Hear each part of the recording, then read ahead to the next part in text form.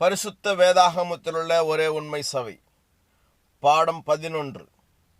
சபையினுடைய பணிகள், சபையினுடைய வேலை. இந்த தலைப்பின் கீழ் இன்றைக்கு நாம் சத்தியத்தை சிந்திக்கவிருக்கிறோம். இந்த பாடத்திற்கு உங்களை நான் இயேசுவின் நாமத்தில் வாழ்த்தி வரவேற்கிறேன். பொதுவாக சபையின் பணிகள் குறித்து மார்க்க மக்களிடையே அதிக தவறான புரிந்து கொள்ளுதல் உள்ளது. பல நாமகரண கூட்டங்கள் சாதாரணமாக புகழ்பெற்ற சமுதாய சங்கங்களாக மெல்லிய மார்கை போர்வை போர்த்து கொண்டுள்ளது. சில பிரிவினை சபைகள் சுவிசேஷத்தை பிரசங்கித்து ஆத்துமாக்களை ஆதாயப்படுத்துவதற்கு பதிலாக அரசியல் மற்றும் சமூக பொருளாதார முன்னேற்றங்களில் ஆர்வம் காட்டுகின்றன. புதிய ஏற்பாட்டில் ஒரே உண்மை சபைக்காக சபையின் பணிகள் தெளிவாக சொல்லப்பட்டுள்ளது. 3 மடங்கான பணிகளை தேவன் தமது சபைக்கு கொடுத்திருக்கிறார். சுவிசேஷத்தை பிரசங்கிக்க வேண்டியது சபையினுடைய பிரதானமான பணியாக இருக்கிறது. தேற்றுதல் அல்லது பக்தி விருத்தி உண்டாக்குதல், ரட்சிக்கப்பட்டவர்களுக்கு போதித்து அவர்களை உருவாக்குதல். 2வது பணி இது. தர்மம் செய்தல், சந்தர்ப்பத்திற்கு ஏற்றாற்போல் தேவையுள்ளோருக்கு உதவுதல். சபையினுடைய பிரதான பணிகளிலே இந்த 3 பணிகள் அடங்கும். சுவிசேஷத்தை பிரசங்கிக்க வேண்டும். சபைக்கு வெளியே இருக்கக்கூடிய விசுவாசிகளுக்கு சுவிசேஷத்தை பிரசங்கிக்க வேண்டியது சபையினுடைய பிரதானமான வேலையாக இருக்கிறது. சபைக்குள்ளே இருக்கக்கூடியதான விசுவாசிகளை தேற்றுவதும், அவர்களுக்கு வேத வசனத்தை போதிப்பதும், அவர்கள் விசுவாசத்தை உறுதிப்படுத்துவதும் சபையினுடைய அடுத்த பணியாக இருக்கிறது. தர்மம் செய்தல் என்பது தேவை ஏற்படும் போது சந்தர்ப்பத்திற்கு ஏற்றாற்போல் அந்த பணியை சபையானது செய்ய வேண்டும். சுவிசேஷத்தை பிரசங்கிப்பது சபையின் வேலை. சுவிசேஷம் ஒவ்வொரு தேசத்தாருக்கும், ஒவ்வொரு தனிநபருக்கும், ஒவ்வொரு சந்ததிக்கும் பிரசங்கிக்கப்பட வேண்டும். மத்தேயு 28:19, மார்க்கு 16:15. ஆகையால் நீங்கள் புறப்பட்டு போய் சகல ஜாதிகளையும் சீசராக்கி பிதா குமாரன் பரிசுத்த ஆவியின் நாமத்தினாலே அவர்களுக்கு ஞானஸ்நானம் கொடுத்து, மார்க்கு 16:15. பின்பு அவர் அவர்களை நோக்கி, நீங்கள் உலகமெங்கும் போய் சர்வ சிருஷ்டிக்கும் சுவிசேஷத்தை பிரசங்கியுங்கள். கற்பிக்கப்பட்டவர்கள் மற்றவர்களுக்கு போதிக்கிறவர்களாக வேண்டும். சுவிசேஷத்தை கத்துக்கணுங்க. அவங்க அடுத்தது என்ன செய்யணும்? மற்றவர்களுக்கு அந்த சுவிசேஷத்தை அவர்கள் கற்றுக் கொடுக்கிறவர்களாக, போதிக்கிறவர்களாக அவர்கள் இருக்க வேண்டும். 2 தீமோத்தேயு 2:2, எபிரேயர் 5:12. அநேக சாட்சிகளுக்கு முன்பாக என்னிடத்தில் கேட்டவைகளை மற்றவர்களுக்கு போதிக்கத்தக்க உண்மையுள்ள மனுஷரிடத்தில் ஒப்புவி. வசனத்தை கற்றுக்கொள்ளுகிற ஒருவர் அதை இன்னொருவருக்கு அவர் கற்றுக் கொடுக்கிறவராக, கற்பிப்பவராக, போதிப்பவராக அவர் இல்லாதிருப்பாரானால் அவர் உண்மையற்ற கிறிஸ்தவராக இருப்பார். இந்த விதை ஒரு உண்மையான இருதயத்தில் விழுந்தவுடன் அந்த வேத வசனம் என்கின்ற விதை ஒருவர் தன்னகத்தே அதை வைத்துக் கொண்டிருக்க முடியாது. இந்த விசுவாசத்தை அவர் எப்படியாகிலும் மற்றவருக்கு அதை பரிமாறுவார். அப்படி ஒருவர் வாய் திறவாமல் ஒரு கிறிஸ்தவராக விசுவாசத்தை, வசனத்தை, சத்தியத்தை தனக்குள்ளே அவர் அடக்கி வைத்துக் கொண்டிருப்பார் என்றால் அவர் சத்தியத்தை அநியாயத்தினாலே அடக்கி வைக்கக்கூடியதான தேவா கோபாக்கினைக்காக எதிர்பார்த்து கொண்டிருக்கிற ஒரு துன்மார்க்கமான மனுஷராகவே இருப்பார். ஆக கிறிஸ்தவம் என்பது கற்பிக்கின்ற, கற்றுக்கொள்ளுகின்ற ஒரு மார்க்கமாக இருக்கிறது. எபிரேயர் 5:12. காலத்தை பார்த்தால் போதகராய் இருக்க வேண்டிய உங்களுக்கு தேவனுடைய வாக்கியங்களின் மூல உபதேசங்களை மறுபடியும் உபதேசிக்க வேண்டியதாக இருக்கிறது. நீங்கள் பலமான ஆகாரத்தை அல்ல, பாலை உண்ணத்தக்கவர்களானீர்கள். சந்தர்ப்பம் மற்றும் திறன்கள் இவற்றின் அளவுகளை பொறுத்து ஒவ்வொருவரும் மிஷினரி தான். சுவிசேஷத்தை நம்ம கொண்டு சென்று மற்றவர்களுக்கு சொல்லுகின்றதான அந்த சந்தர்ப்பம், அந்த அளவு, எல்லா கிறிஸ்தவர்களுமே ஒரு சுவிசேஷர்கள் தான். அந்த சுவிசேஷத்தை சொல்லுகின்றதான பணிக்காக அவர்கள் அனுப்பப்பட்டவர்கள் தான். இதோ நம்ம எல்லாருமே அப்போஸ்தலரை போல எல்லாத்தையும் விட்டுட்டு போயிட்டு சுவிசேஷத்தை சொல்லணுன்றது தான் எல்லாருக்குமான கட்டளை இல்லை. அது அப்போஸ்தலருக்கான சிறப்பான ஒரு கட்டளை. ஆனால் நமக்கு நாம் வாழ்ந்து கொண்டிருக்கின்றதான இடங்கள், நாம் வாழ்ந்து கொண்டிருக்கின்றதான குடும்ப வாழ்க்கை, நமக்கான பணிப்பொறுப்புகள், இவற்றோடு கூட நாம் என்ன செய்ய வேண்டும்? நம்மை சுற்றி இருக்கக்கூடிய ஜனங்களுக்கு நாம் சுவிசேஷத்தை அறிவிக்க வேண்டும். சுவிசேஷத்தை அறிவிப்புக்கிறதுக்கு கண்டிப்பாக நான் இருக்கிறத இடத்த விட்டு இன்னொரு இடத்துக்கு தான் போய் ஆகணுன்றதெல்லாம் சட்டம் இல்லை. இருக்கிற இடத்திலேயே நீ சுவிசேஷத்தை அறிவிக்கலாம். உலகமெல்லாம் போக சொன்னார். தேவன் உங்களுக்கு அந்த பொருளாதாரத்தையும் அந்த ஆதரவையும் அந்த வலுவையும் கொடுப்பார் என்றால் நீங்கள் புறப்பட்டு போய் செய்யலாம். அப்படிப்பட்டதான ஒரு வாய்ப்பை தேவன் கொடுக்கவில்லை. வேறொரு காரியங்களை உங்களை வைத்திருக்க, நீங்கள் இருக்கிற இடத்திலேயே நீங்கள் செய்து கொண்டிருக்கிற பணியோடு, உங்கள் சூழலோடு, நீங்கள் உங்கள் சொந்த பந்தங்களுக்கும், உங்கள் நண்பர்களுக்கும், உங்கள் ஊராருக்கும், உங்கள் கிராமத்தாருக்கும், உங்கள் பட்டணத்தாருக்கும், உங்களுக்கு அறிமுகமானவர்களுக்கும் சுவிசேஷத்தை சொல்ல வேண்டியதான பணி உங்களுக்கு இருக்கிறது என்பதை நீங்கள் புரிந்து கொள்ளுங்கள். ஆக ஒவ்வொரு கிறிஸ்தவருமே சுவிசேஷத்தை அறிவிக்கின்றதான மிஷினரிகள் தான் அவர்கள். அவங்க அதை எந்த அளவுக்கு செஞ்சு, ஒருத்தருக்கு அறிவித்தாலும் பரவாயில்ல, ஒரு குடும்பத்துக்கு அறிவித்தாலும் பரவாயில்ல, ஒரு ஊருக்கு அறிவித்தாலும் பரவாயில்ல, ஒரு பட்டணத்துக்கு அறிவித்தாலும் பரவாயில்ல. பட்டணத்துக்கு அவர் தான் பெரிய மிஷினரி, அல்லது ஒரு நபருக்கு அறிவிக்கிற ஒரு கிறிஸ்தவர் அவர் ஒரு சின்ன பணியை செய்யலாம். ஆனாலும் அவர் தேவனுக்கு கொடுத்திருக்கிறதான அவருடைய அந்த வலுவின்படி, அந்த கிருபையின்படி அவர் அந்த பணியை செய்கிறார் என்பதுதான் சத்தியமாக இருக்கிறது. அப்போஸ்தலர் 8:4 சிதறிப்போனவர்கள் எங்கும் திரிந்து சுவிசேஷ வசனத்தை பிரசங்கித்தார்கள். முதல் நூற்றாண்டிலே ஸ்தேவான் கொல்லப்பட்டது நிமித்தமாக உண்டான உபத்திரவத்தில் எருசலேமிலிருந்து மற்ற மாகாணங்களுக்கு சிதறி போனவர்கள் அவர்கள் என்ன செய்தார்கள்? சுவிசேஷ வசனத்தை அவர்கள் எங்கும் திரிந்து அவர்கள் பிரசங்கித்தார்கள். அவர்கள் சிதறிப்போன இடங்களிலே அவர்கள் சுவிசேஷத்தை அவர்கள் கொண்டு சென்றார்கள். ஒரு தீப்பிழம்பு ஓர் இடத்திலிருந்து பல இடங்களுக்கு பரவினதை போல முதல் நூற்றாண்டிலே சுவிசேஷம் தீப்பொறியாய் அந்த சிதறிப்போன கிறிஸ்தவர்கள் மூலமாக பரவத் துவங்கியது. ஆக ஒவ்வொரு கிறிஸ்தவரும் அந்த சுவிசேஷம் என்கின்றதான அந்த விதையை, அந்த ரட்சிப்பை மற்ற இதயங்களுக்கும் கூட அவர்கள் அறிவிக்கிறவர்களாக, பற்றி எரிவிக்கிறவர்களாக அவர்கள் இருக்க வேண்டும். தேவன் உள்ளூர் சபைகளை உலகத்தில் சுவிசேஷம் அறிவித்தலில் அதிக கவனம் செலுத்தும்படியாக வடிவமைத்துள்ளார். ஒரு உள்ளூர் சபையானது அது சுவிசேஷத்தை சொல்லுவதில் அதிகமான கவனம் கொண்டிருக்க வேண்டும். 1 தீமோத்தேயு 3:14-15 நான் உன்னிடத்தில் சீக்கிரமாய் வருவேன் என்று நம்பி இருக்கிறேன். தாமதிப்பேனாகில் தேவனுடைய வீட்டிலே நடக்க வேண்டிய வகையை நீ அறியும்படி இவைகளை உனக்கு எழுதுகிறேன். அந்த வீடு ஜீவனுள்ள தேவனுடைய சபையாய் சத்தியத்திற்கு தூணும் ஆதாரமுமாயிருக்கிறது. ஆக ஒரு உள்ளூர் சபை பவுல் தீமோத்திக்கு எழுதுகிறார்.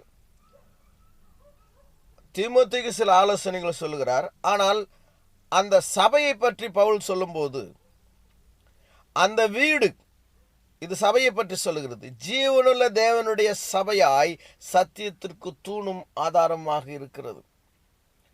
சத்தியத்திற்கு தூணும் ஆதாரமாக சபைதான் இருக்கிறது. சபையார் தான் இருக்கிறார்கள், சபை மக்கள் தான் இருக்கிறார்கள்.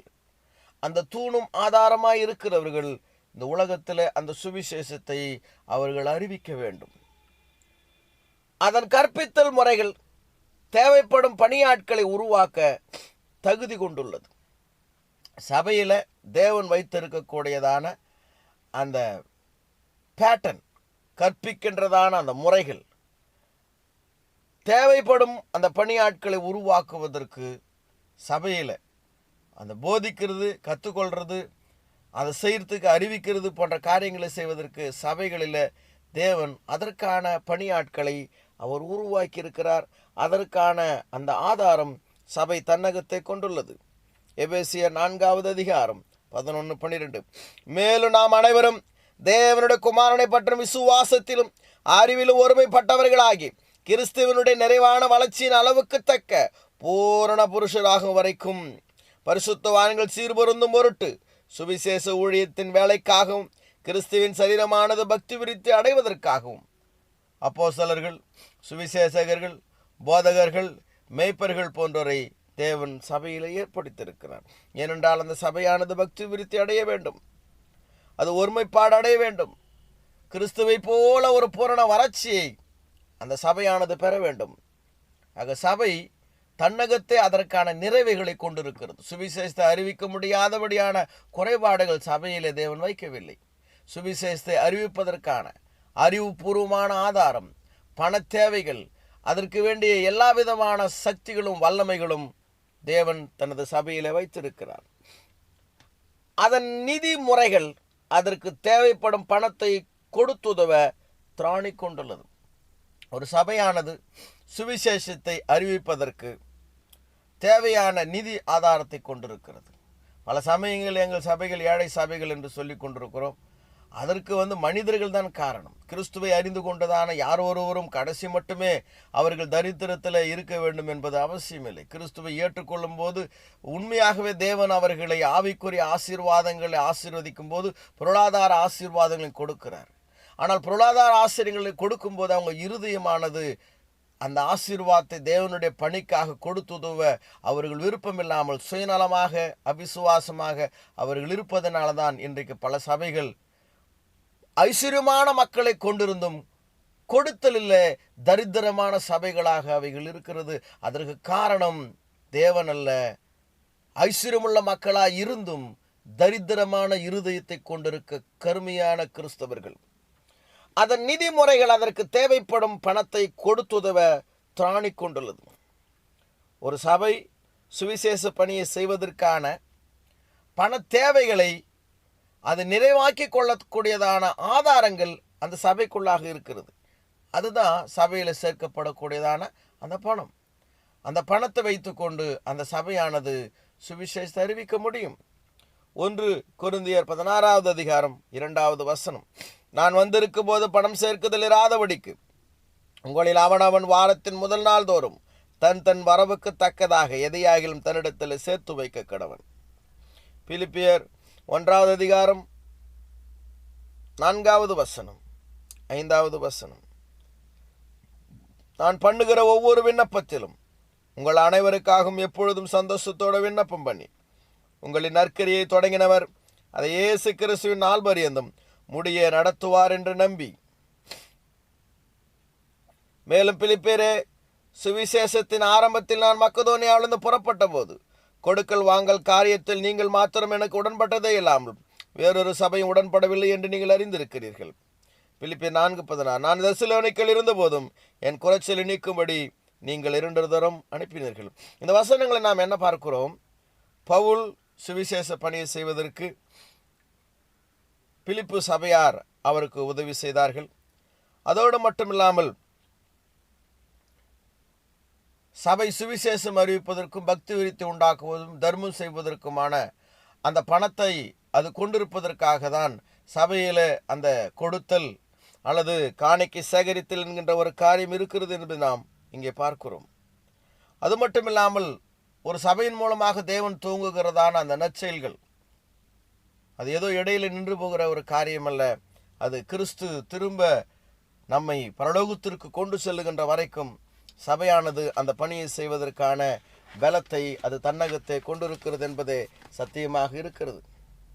1 நூற்றாண்டில் சபை சுவிசேஷத்தை உலகத்திற்கு அறிவித்தது.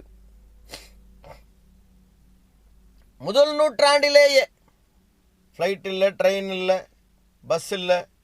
ஆனால் இயேசு கிறிஸ்து இந்த உலகத்திற்கு வந்து சுவிசேஷத்தை அவர் உண்டாக்கி மரித்து அடக்கம் பண்ணப்பட்டு உயிரோடு எழுந்து உயிர்த்தெழுதலை ஸ்தாபித்து அவர் பரலோகத்திற்கு போன பிற்பாடு அந்த கிறிஸ்து பிறந்து ஒரு 100 வருஷத்துக்குள்ளாகவே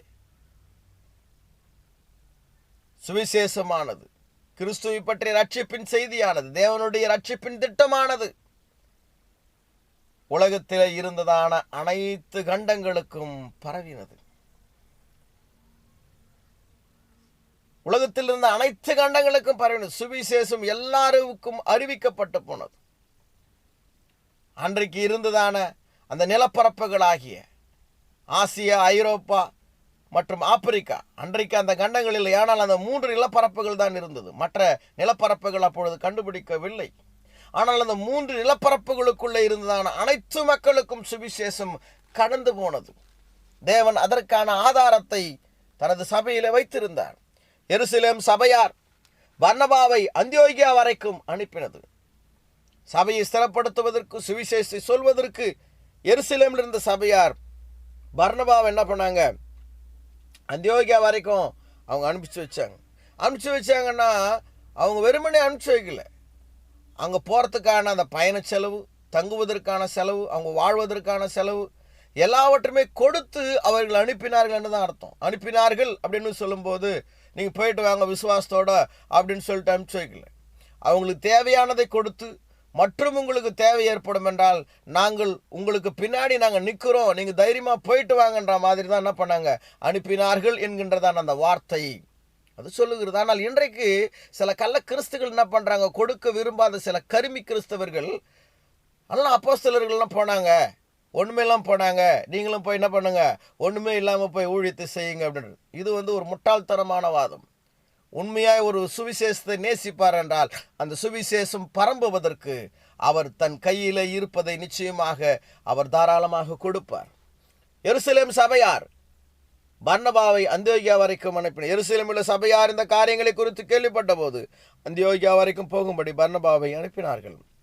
அப்போஸ்தலர் 13:2. அந்தியோகியா சபை சவுலையும் பர்னபாவையும் சுவிசேஷத்தை சொல்வதற்கு அவர் அனுப்பினார்கள் என்றால் மறுபடியும் நீங்கள் நினைக்கணும், வெறுமனே அவர்களை அனுப்பி வைக்கவில்லை.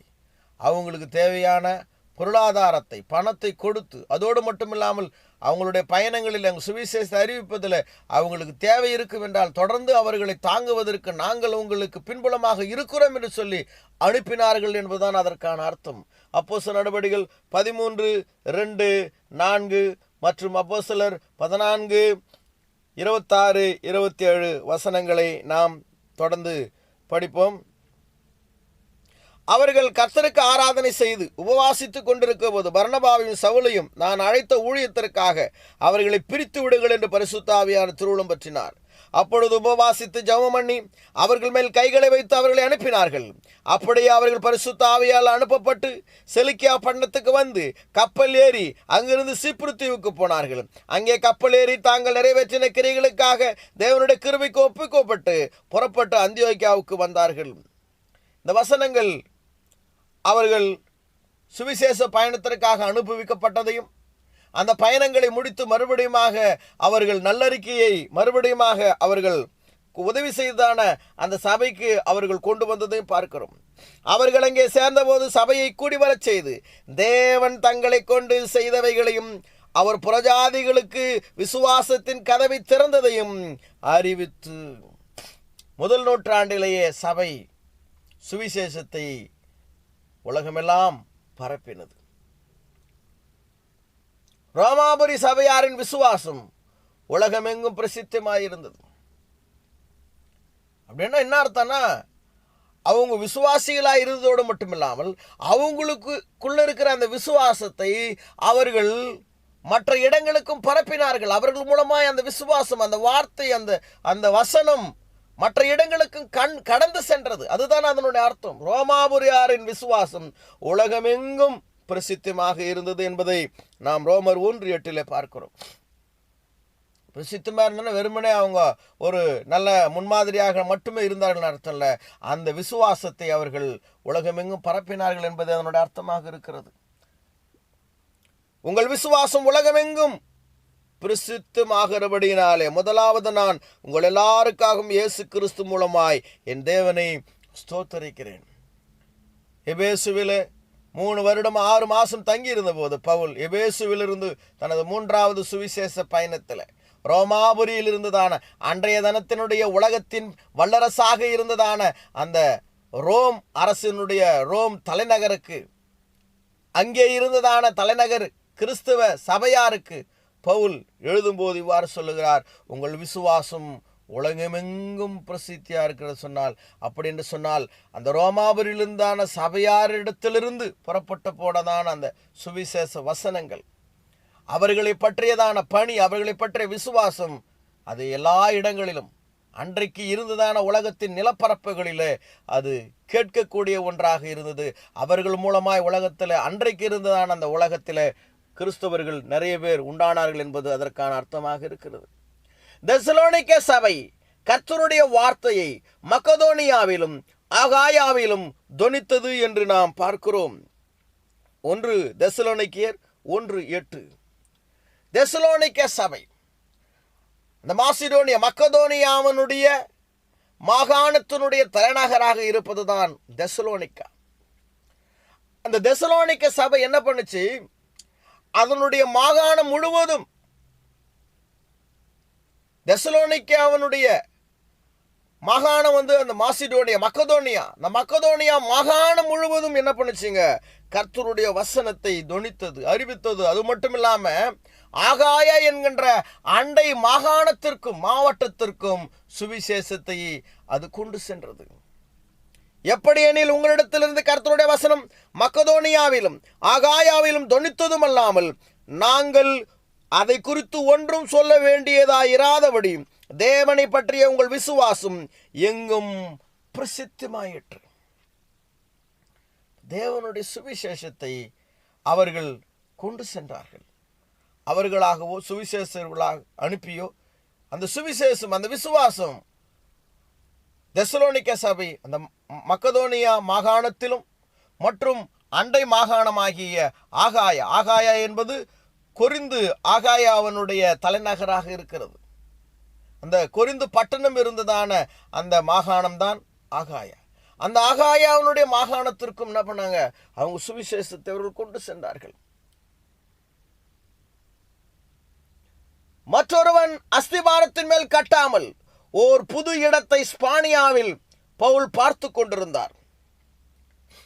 ரோமுக்கு மேலாக இருப்பதுதான் ஸ்பெயின்.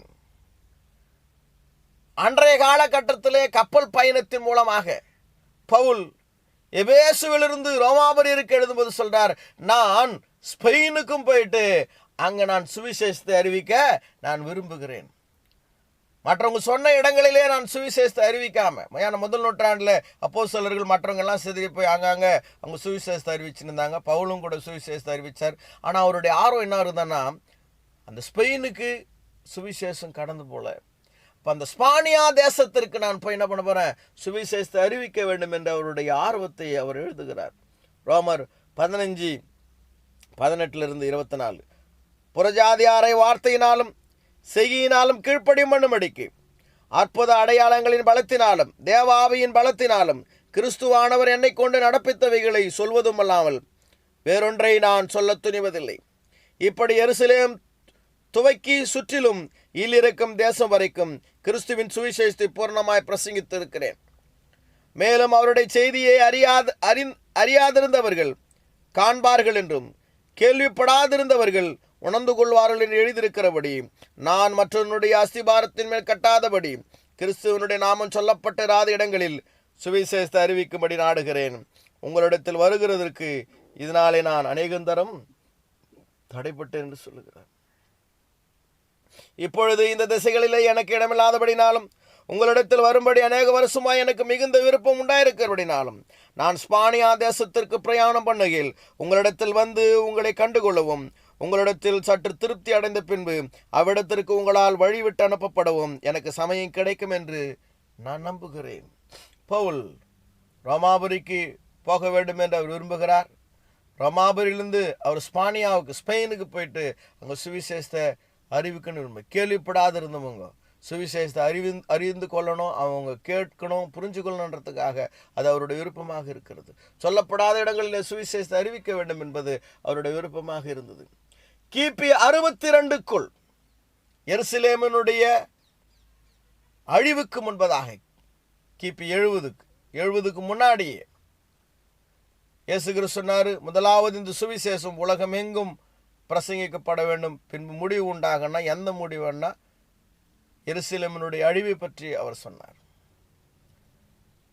அந்த எருசலேம் அழிவதற்குள்ளாகவே சுவிசேஷம் என்னாச்சுங்க, அன்றைக்கு இருந்துதான் அந்த உலகம் புள்ளவே பரவிச்சு. கிபி 62க்குள் சுவிசேஷம் உலகமெங்கும் பரவிவிட்டது. கொலோசியர் 1:23, அந்த சுவிசேஷம் வானத்தின் கீழ் இருக்கிற சகல சிருஷ்டிகளுக்கும் பிரசங்கிக்கப்பட்டு வருகிறது, அதற்கென்றே பவுலாகிய நான் ஊழியக்காரனானேன். ஆக முதல் நூற்றாண்டிலேயே சுவிசேஷம், அன்றைக்கு ஆப்பிரிக்கா இருந்தது, ஆனால் ஐரோப்பா என்கின்ற ஒரு கண்டங்கள் இல்லை. ஆனாலும் அந்த ஆசியா, ஐரோப்பா, அந்த 3 கண்டங்களிலுமே பார்த்தீங்கன்னா முதல் நூற்றாண்டிலேயே சுவிசேஷம் அந்த 3 கண்டங்களுக்கும் பரவினது. அப்படின்னா அவங்களுக்கு இருந்ததான அந்த வலு, அந்த ஆர்வம். இன்றைக்கி நிறைய பேர் பக்கத்தில் இருக்கிற சுவிசேஷத்துக்கு எங்களுக்கு பலன்னு சொல்கிறாங்க. அதுக்கு பலன் இல்லை, மனம் இல்லை. சுவிசேஷத்தை பற்றிய விசுவாசம் உங்கள் இருதயத்தில், நம்முடைய சபைகளில் உண்மையாக இருக்கும் என்றால் கண்டிப்பாக அந்த சபையார் சுவிசேஷத்தை தங்களால் ஆன அளவுக்கு கொண்டு செல்வார்கள். ரோமாபுரியினுடைய விசுவாசம் உலகமெங்கும் பிரசித்தமாக இருந்தது. தெசலோனிக்க சபை, மக்கதோனியா, தாங்கள் இருந்துதான் அந்த மாகாணம் முழுவதும், அண்டை மாகாணத்திற்கும் மாவட்டத்திற்கும் இந்த சுவிசேஷத்தை சொல்லுகின்ற அளவுக்கு அவங்களுக்கான வலுவு கொண்டிருந்தார்கள். இன்றைக்கு நமக்கு தேவை அதன் மேல் இருக்கக்கூடியதான உண்மையான பற்று. ரட்சிக்கப்பட்டவர்களுக்கு பக்தி விருத்தி உண்டாக்குவது சபையின் வேலை. நாம் இதுவரைக்கும் என்ன பார்த்தோம்னா, ஒரு சபையினுடைய பணி என்பது சுவிசேஷத்தை அறிவிக்க வேண்டியது சபையினுடைய பிரதானமான பணி என்று பார்த்தோம். அடுத்ததாக சபைக்குள்ளாக இருக்கக்கூடிய ரட்சிக்கப்பட்டதான மக்களுக்கு பக்தி விருத்தி உண்டாக்குவது சபையினுடைய அடுத்த பிரதானமான பணியாக இருக்கிறது. போதித்தல் மற்றும் கற்றுக்கொள்ளுதல் கிறிஸ்தவ வாழ்வு நெடுக நடக்க வேண்டும். போதிக்கிற காரியமோ கற்றுக்கொள்கிற காரியமோ கிறிஸ்துவ உலகத்தில் வாடுற வரைக்கும் அது தொடர்ச்சியாக சபையில் அது நடந்து கொண்டே இருக்க வேண்டியதான ஒரு காரியமாக இருக்கிறது. 4 மாதம் பட்சம் 4 வருஷம் பட்சன்றதோட சபையினுடைய அந்த படிப்பின் வேலை முடிந்து போகவில்லை. நாம் உயிர் வாழ்கின்ற வரைக்கும் அந்த படிப்பதும் போதிப்பதும் கற்றுக்கொள்வதும் கற்பிப்பதும் சபையில் தொடர்ந்து கொண்டே இருக்க வேண்டும். ஞானஸ்நானம் பெற்றவர்கள் கர்த்தர் கட்டளையிட்டவைகளை கை கொள்ளும்படியாக அவர்கள் உபதேசிக்கப்பட வேண்டும். மத்தேயு 28:19 சொல்றார் இயேசுவானவர், ஆகையால் நீங்கள் புறப்பட்டு போய் சகல ஜாதிகளையும் சீசராக்கி பிதா குமாரன் பரிசுத்தாவின் நாமத்தினால் அவர்களுக்கு ஞானஸ்நானம் கொடுத்துட்டு அப்படியே விட்டு வருவன்றதில்லை. ஞானஸ்நானம் கொடுத்துட்டு அங்கே இருக்கக்கூடியதான அந்த சபையா உருவாக்கணும். நான் உங்களுக்கு கட்டளையிட்ட யாவையும் அவர்கள் கை கொள்ளும்படி அவர்களுக்கு உபதேசம் பண்ணுங்கள். இதோ உலகத்தின் முடிவு பரிந்தும் சகல நாட்களில் நான் உங்களுடனே கூட இருக்கிறேன். இப்போ ஞானஸ்நானம் எடுத்துக்கொண்டவங்களுக்கு என்ன செய்யணும்? இயேசுவானவர் கட்டளையிட்டவர்களாக அவங்க கை கொள்ளும்படியாக தொடர்ச்சியாக அவர்களுக்கு உபதேசம் பண்ணப்பட வேண்டும். மேய்ப்பர்கள், போதகர்கள் மற்றும் சுவிசேஷகர்கள் சுவிசேஷ ஊழியத்தின் வேலைக்காக பரிசுத்தவான்கள் சீர்பொருந்தும் பொருட்டு கிறிஸ்துவின் சரீரத்தை பக்தி விருத்தி அடைய செய்கிறார்கள். எபேசியர் 4:11 மற்றும் 12 வசனங்களை நாம் பார்க்கிறோம். மேலும் நாம் அனைவரும் தேவனுடைய குமாரனை பற்றும் விசுவாசத்திலும் அறிவிலும் ஒருமைப்பட்டவர்களாகி கிறிஸ்துவனுடைய நிறைவான வளர்ச்சியின் அளவுக்கு தக்க பூரண புருஷராகும் வரைக்கும் பரிசுத்தவான்கள் சீர்பொருந்தும் பொருட்டு சுவிசேஷ ஊழியத்தின் வேலைக்காகும் கிறிஸ்துவின் சரீரமாகிய சபையானது பக்தி விருத்தி அடைவதற்காகும் அவர் சிலரை அப்போஸ்தலராகும், சிலரை தீர்க்கதரிசிகளாகும், சிலரை சுவிசேஷகராகும், சிலரை மேய்ப்பராகும், போதகராகும் ஏற்படுத்தினார். போதனை செய்வதிலே சாமர்த்தியம் தேவை என்று மூப்பர்களுக்குரிய தகுதிகளில் ஒரு தகுதியாய் அது உள்ளது. ஒரு சபையின் மூப்பரானவர் சத்தியத்தை போதிப்பதிலே அவர் சாமர்த்தியம் உள்ளவராக, திறன் மிகுந்தவராக, தேர்ச்சி பெற்றவராக இருக்க வேண்டும். 1 தீமோத்தேயு 3:2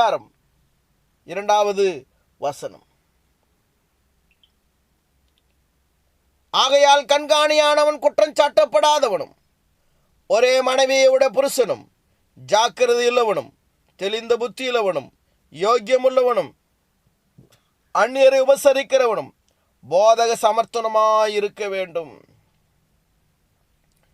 சபையினுடைய மூப்பருடைய தகுதி இல்லை, போதக சமர்த்தம் அப்படின்றால் திறமையாய் அவர் போதிக்கிறவராக இருக்க வேண்டும். 1 தீமோத்தேயு 5வது அதிகாரம் 17வது வசனம் 18வது வசனம், நன்றாய் விசாரணை செய்கிற மூப்பர்களை, விசேஷமாக திருவசனத்தினாலும் உபதேசத்திலும் பிரயாசப்படுகிறவர்களை இரட்டிப்பான கணத்திற்கு பாத்திரராக எண்ண வேண்டும். போரடிக்கிற மாட்டை வாய்க்கட்டையாக என்றும் வேலையால் தன் கூலிக்கு பாத்திரனாயிருக்க என்றும் வேத வாக்கியம் சொல்லுகிறது.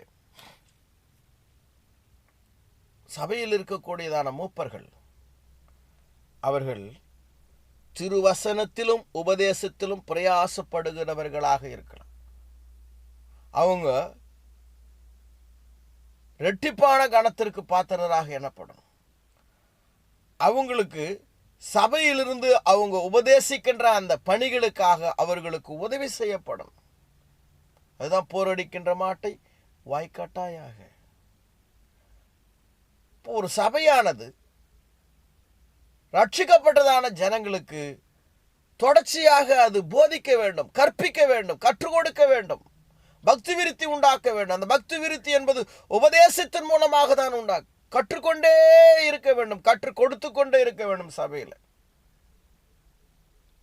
இது சபையினுடைய பிரதானமான பணியாக இருக்கிறது. கற்றுக்கணும் அப்படின்னா அதுக்கு பணம் தேவை. அந்த பணம் என்பது சபையினுடைய அந்த நிதி ஆதாரத்தில் தேவன் வைத்திருக்கிறார். இதை ஒரு கிறிஸ்தவர்கள் சரியாக புரிந்து கொள்வார்கள் என்றால் அவர்கள் அந்த கற்பிக்கின்றதான அந்த ஊழியத்தை, கற்றுக்கொள்ளுகின்றதான அந்த ஊழியத்தில் சபையில் நிறைவேற்றுவதற்கு அவர்கள் தாராளமாக கொடுத்துதலாக இருப்பார்கள். ஆனால் ஒரு சபையானது இந்த பணியை அது செய்ய வேண்டும். மேய்ப்பர்கள் மந்தையை மேய்க்க வேண்டும். சபைக்கு வெளியே இருக்கக்கூடிய மக்களுக்கு சுவிசேஷம் அறிவிக்கின்றதான அதே நேரத்தில் சபையில் இந்த கண்காணி, மூப்பர், மேய்ப்பன் எல்லாருமே எல்டர்ஸ் தான், மூப்பர்களை தான் குறிக்குது. அதுக்கான பாடம் இன்னொன்று வரும், நம்ம இப்போ தனியாக பார்ப்போம். ஆனால் அந்த மேய்ப்பர்கள் என்ன செய்யணும்? மந்தையை அவர்கள் மேய்க்க வேண்டும். அப்படின்னா ரட்சிக்கப்பட்ட ஜனங்களை அவர்கள் நடத்த வேண்டும். எப்படி நடத்தணும்? ஆட்டுக்கு தீனி போடுற மாதிரி ரட்சிக்கப்பட்டதான தேவனுடைய ஆடுகளாக இருக்கிற விசுவாசிகளுக்கு அந்த தீனி என்பது, ஆகாரம் என்பது தேவனுடைய சத்தியமாக இருக்கிறது. அதை எந்த அளவுக்கு கொடுக்க முடியுமோ அதை கொடுக்க வேண்டியது சபையினுடைய பணியாக, குறிப்பாக அதில் இருக்கக்கூடிய ஊழியக்காரர், அதில் இருக்கக்கூடிய மூப்பர்கள், அவர்களுடைய வேலையாக. ஆக ஒரு சபையானது எப்பொழுதுமே வேத வசனத்தை கற்றுக்கொள்வதற்கான திட்டத்தை, தன்னகத்தை அது வைத்திருக்க வேண்டும். அது சபையினுடைய பிரதானமான பணியாக இருக்கிறது. 1 பேதுரு 5:12 பார்க்கிறோம், உங்களிடத்துள்ள தேவனுடைய மந்தையை நீங்கள் மேய்த்து கட்டாயமாய் அல்ல, மனப்பூர்வமாயும் அவலட்சணமான ஆதாயத்திற்கால உற்சாக மனதோடும் அதை செய்ய வேண்டும். பேதுரு சபையாருக்கு எழுதும்போது சொல்றாரு, தேவனுடைய மந்தையை நீங்கள் மேய்த்து என்றால் முக்கியமாக வசனத்தை போதிக்கின்ற காரியம், அவர்களை ஆறுதல் படுத்துகின்ற காரியம், அவர்களை உற்சாகப்படுத்துகின்ற காரியம். சபையாருக்கு விசுவாசத்தில் நிலைப்பதற்கும் தேவனுக்காக நிற்பதற்கும் பக்தி விருத்தி உண்டாக்குற அதே நேரத்தில் ஒரு வாழ்வு, ஒரு சாவு, ஒரு துக்கம், ஒரு விபத்து என்று வருகின்ற பொழுதெல்லாம் அந்த சபையில் இருக்கின்றவர்கள், அந்த சபையை மேய்க்கின்றவர்கள் அவர்களை சென்று அவர்களை ஆறுதல் படுத்தி, உற்சாகப்படுத்தி, பலப்படுத்துகின்றதான பணியை செய்ய வேண்டும். இது சபையினுடைய பணி. அந்த பணி செய்யணும்னா அந்த வேலையை செய்கிறவருக்கு நிதியுதவி கொடுக்கப்பட வேண்டும், அவங்க போஷிக்கப்பட வேண்டும். அந்த போஷிப்பதற்கான ஆதாரத்தை சபை வழங்க வேண்டும். திருவசனமாகிய களங்கமில்லாத ஞானப்பால் கிறிஸ்தவர்கள் ரட்சிப்பில் வளர்வதற்கு தேவையாக இருக்கிறது.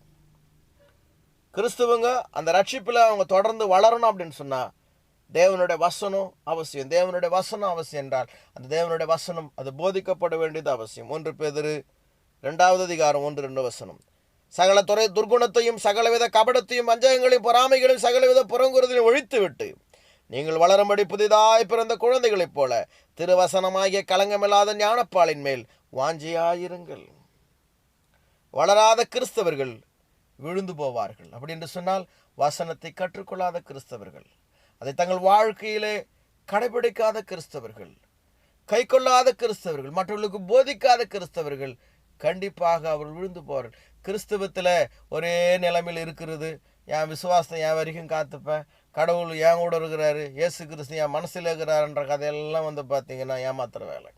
ஒரு உண்மையான கிறிஸ்தவன் அவன் வளருகிறவனாக இருப்பான், உபதேசத்தில் வளருவான், அவன் மற்றவர்களுக்கு சுவிசேஷத்தை அறிவிப்பான், சபையில் அவன் தனது பணியை என்ன பண்ணுவான், அவன் செய்யக்கூடியவனாக இருப்பான். வளராத கிறிஸ்தவர்கள் கண்டிப்பாக அவர்கள் பின்வாங்கி போவார்கள், அவர்கள் விழுந்து போவார்கள், அவர்கள் வளர்ச்சியற்றவர்களாக அவர்கள் இருப்பார்கள்.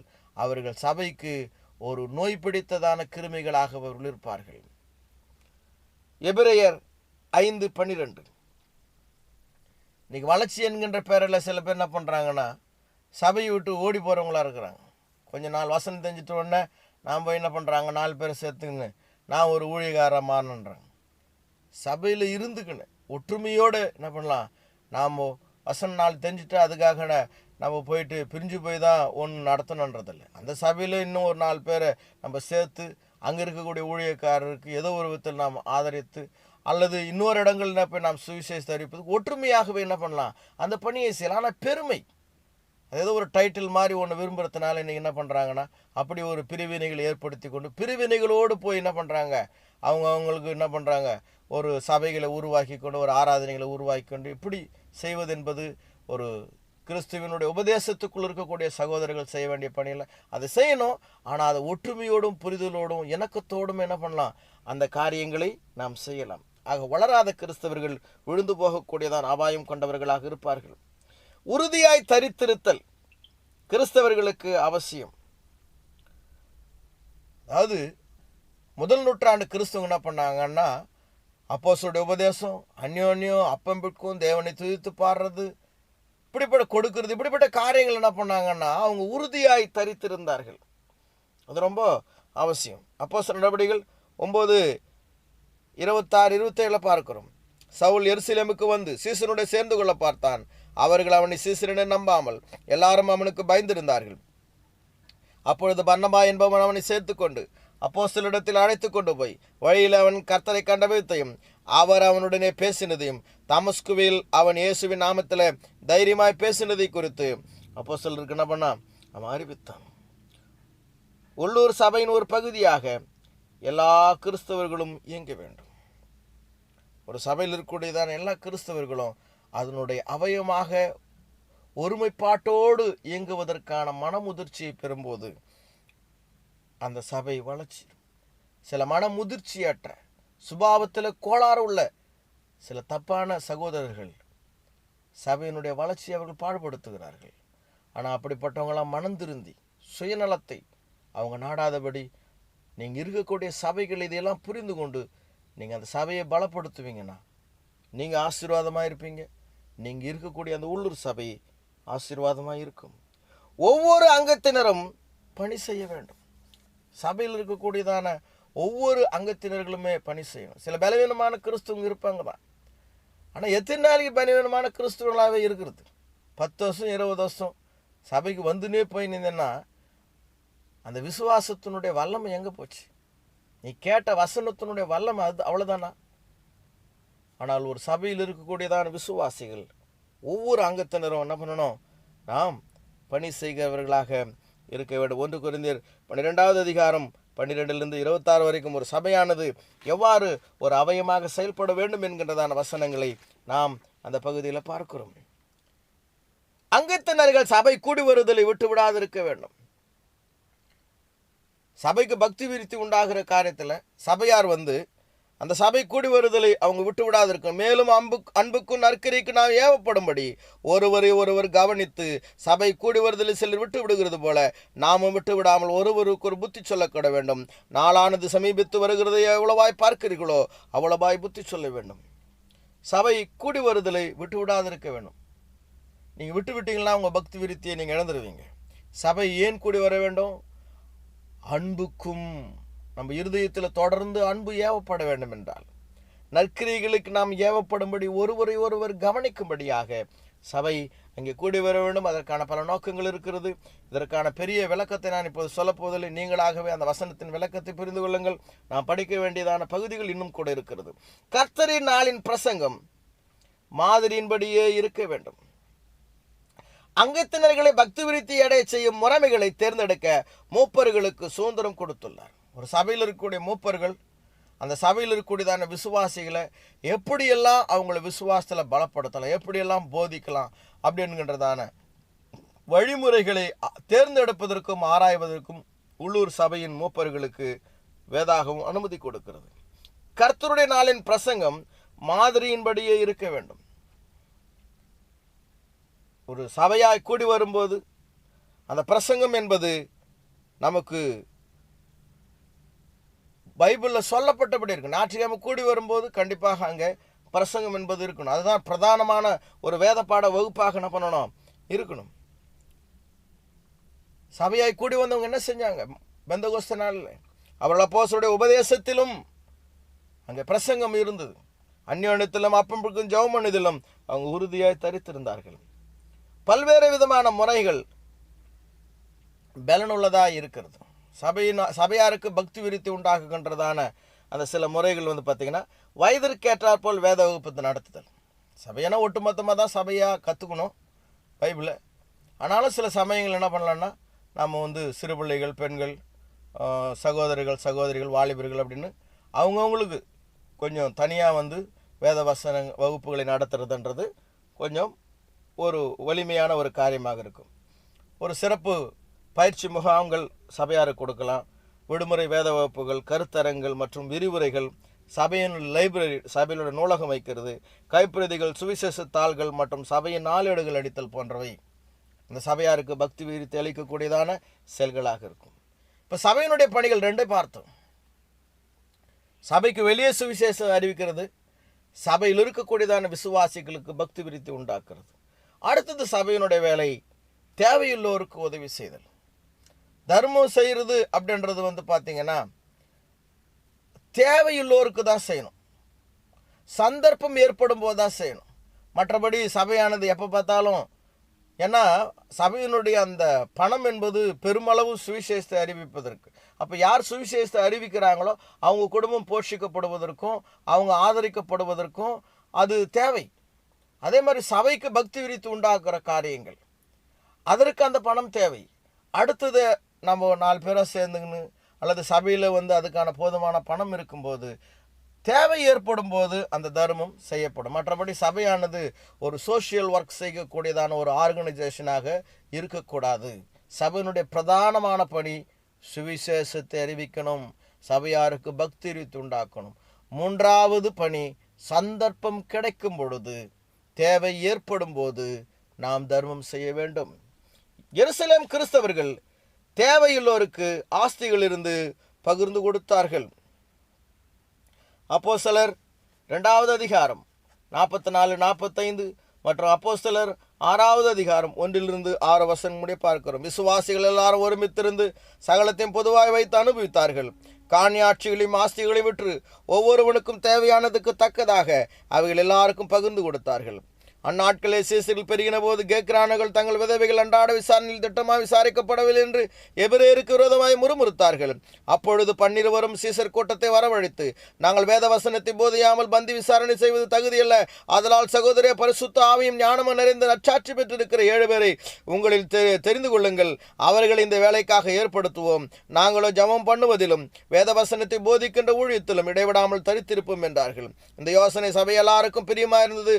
அப்போது விசுவாசம் பரிசுத்த ஆவி நிறைந்தவனாகிய ஸ்தேவானையும் பிலிப்புவையும் பெருகோகரையும் நிக்கோனோரையும் தீமோனையும் பர்மேனாவையும் யூத மார்க்கத்து அமைந்தவனாகிய அந்தியோகியா பட்டணத்தானாகிய நிக்கோலாவையும் தெரிந்து கொண்டு அவர்களை அப்போஸ்தலருக்கு முன்பாக நிறுத்தினார்கள்.